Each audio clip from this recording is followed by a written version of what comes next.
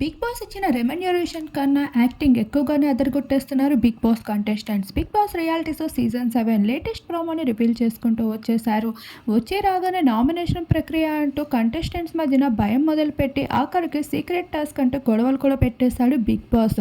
ఇక వచ్చిన కంటెస్టెంట్స్ కూడా సగం మంది అయినప్పటికీ వాళ్ళలో వాళ్ళకే గొడవలు మొదలైపోయేవి. దామిని, నువ్వు చేసిన నామినేషన్ నాకేమీ నచ్చలేదు అంటూ శోభా శెట్టి దామినిపై విరుచుకుపడుతూ ఉండగా, శోభా శెట్టి మాత్రం తెలుగు రాదు వాళ్ళకి, అందుకే వాళ్ళని నామినేట్ చేశాను అంటూ ప్రిన్స్ అలానే కిరణ్ రాథోర్ని నామినేట్ చేసుకుంటూ వచ్చింది. మరి శోభా శెట్టి చేసిన నామినేషన్ ఏం పద్ధతిగా ఉంది, తను కార్తీక దీపం సీరియల్లో ఉన్న మౌనికలా ప్రవర్తిస్తుంది అంటూ నెటిజన్స్ కూడా అంతే ఘాటుగా ఫైర్ అవుతూ ఉన్నారు. మరొక వైపు రైతు బిడ్డ అయిన ప్రశాంత్ అలానే అమర్దీపుల మధ్య కూడా కాస్త గొడవ చెలరేగుతూ ఉంది.